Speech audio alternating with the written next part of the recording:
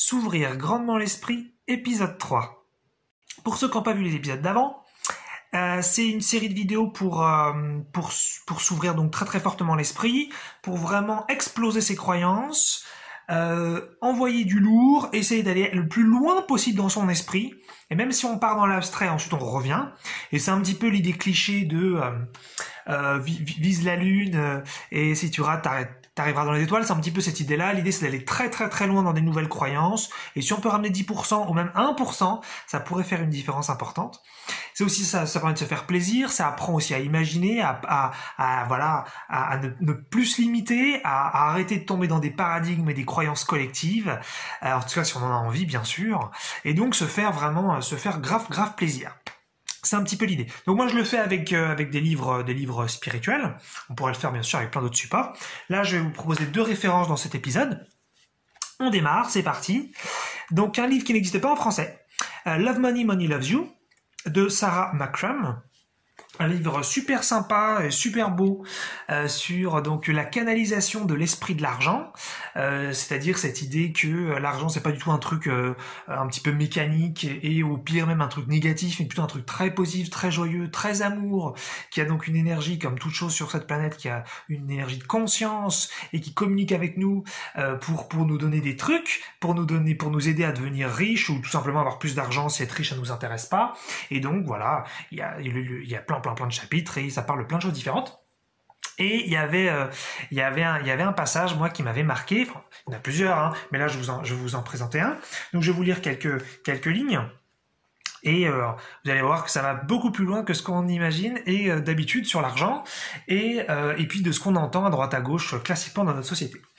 Alors c'est parti, je traduis en direct, hein, même si je l'ai lu bien sûr avant de faire la vidéo, mais je traduis quand même en direct. Votre système économique et social sont construits sur l'idée des ressources limitées. Jusque-là, je pense qu'on est assez d'accord. Vos plus grandes peurs en tant que planète maintenant, c'est que vos ressources vont disparaître. Vous pensez que les plus grands objectifs que vous avez, c'est de sauver l'environnement, de combattre la pauvreté et de mettre une fin aux guerres. Bon, jusque-là, ça pose un petit contexte intéressant. Mais ces mêmes objectifs sont construits sur l'incompréhension de la nature de la vie et de la matière. Attention, phrase de folie. 2 phrases de folie.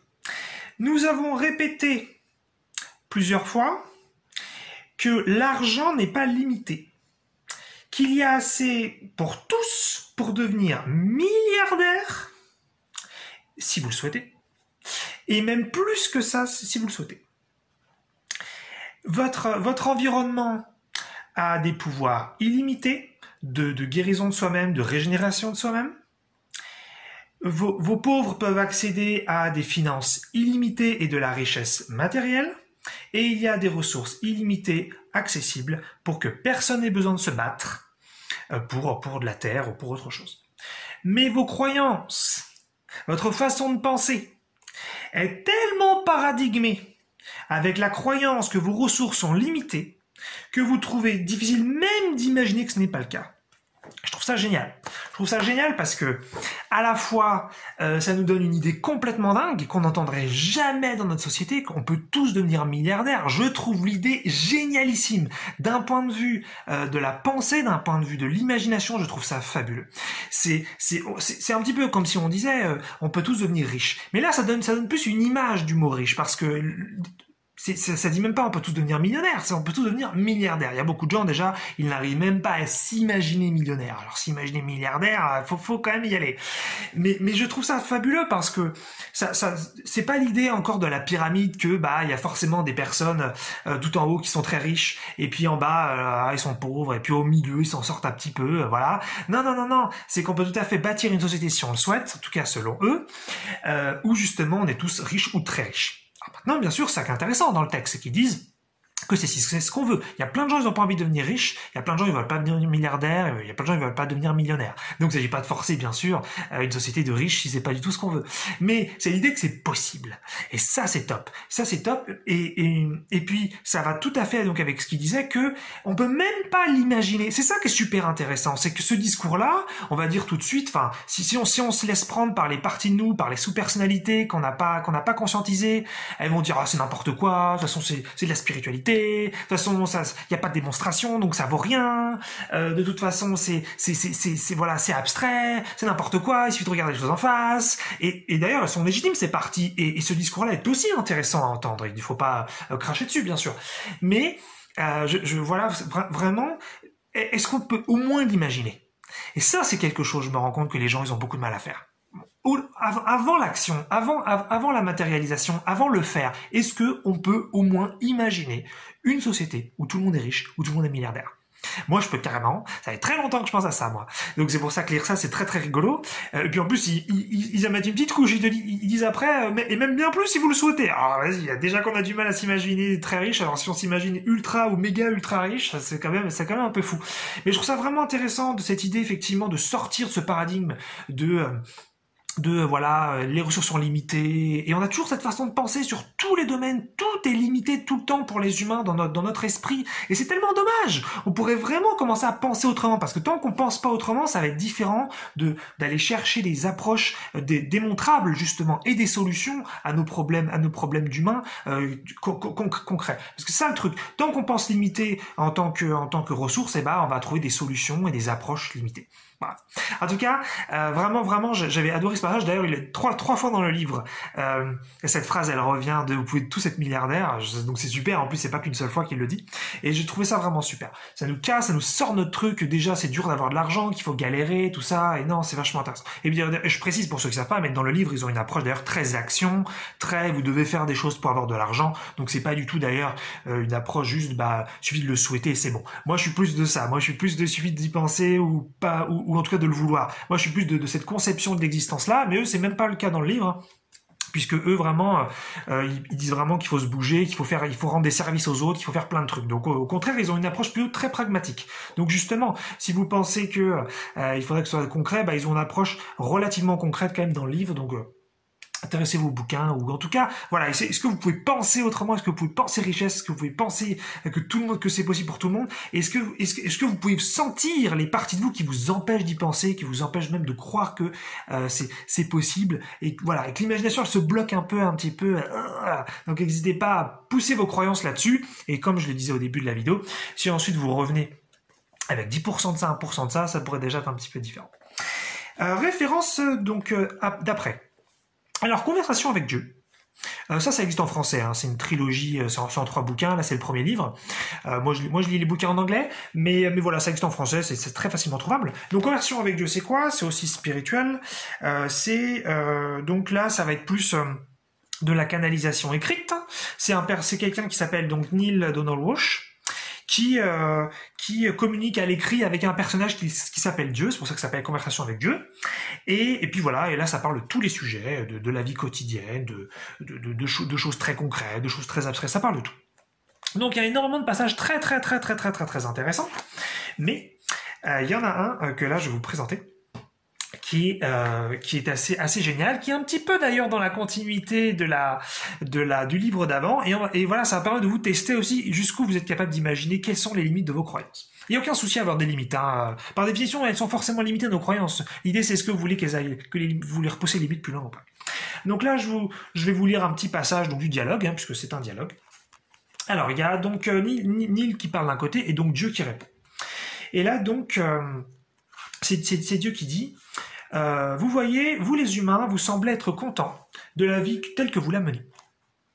Mais la vie, ça peut vous surprendre de l'apprendre, a été faite pour être vécue d'une totale autre façon. Et votre corps a été créé pour tenir beaucoup plus longtemps. Et donc Neale y répond, ah bon? Dieu dit, oui. Et là, il y a donc Neale qui demande, mais combien de temps plus longtemps? Et Dieu répond infiniment plus longtemps. Alors Neale dit, mais qu'est-ce que ça veut dire? Et Dieu répond, ça veut dire, mon fils, que ton corps a été fait pour durer infiniment. Alors Neil fait infiniment et Dieu répond oui, et lis ces mots infiniment et bien plus. Neil dit, tu veux dire qu'on n'était jamais censé mourir? Et là Dieu répond un truc assez intéressant. Il dit, vous ne mourrez jamais vraiment. La vie est éternelle, vous êtes immortels. Vous ne mourrez jamais vraiment, vous changez simplement de forme. Donc là, il fait seulement référence au fait que quand on meurt, on ne meurt pas vraiment, on change de forme. Mais vous n'aviez même pas à faire ça. C'est vous qui avez décidé de faire ça. Ce n'est pas moi. Moi, j'ai fait en sorte que vos corps puissent durer infiniment.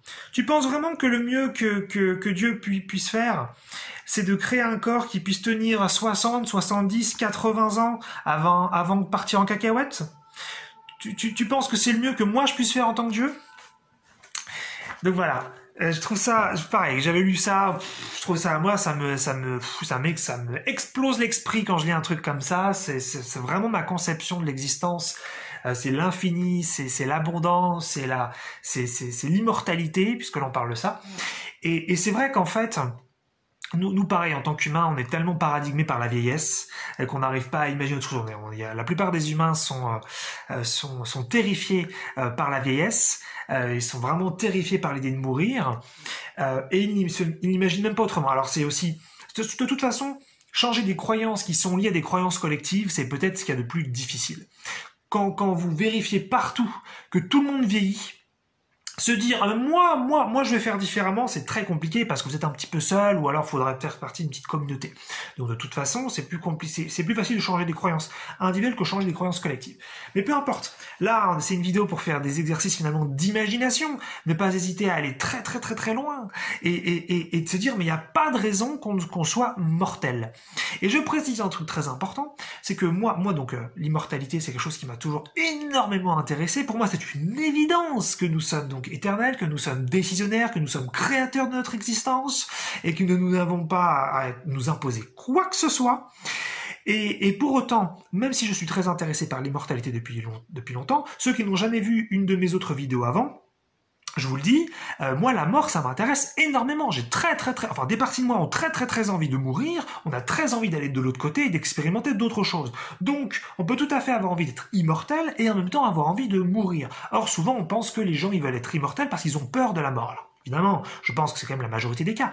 Mais moi, je suis intéressé par l'immortalité d'un point de vue plutôt de choix. J'ai envie de pouvoir décider de quand je vais mourir. Et ça se trouve, vous arrivez à 30 ans, vous arrivez à 50 ans, vous arrivez à 100 ans et vous avez une vie, donc vous n'avez pas vieilli et vous sentez que c'est suffisant pour vous et que vous n'avez pas besoin de plus, et à ce moment-là on s'en va, on va pas rester.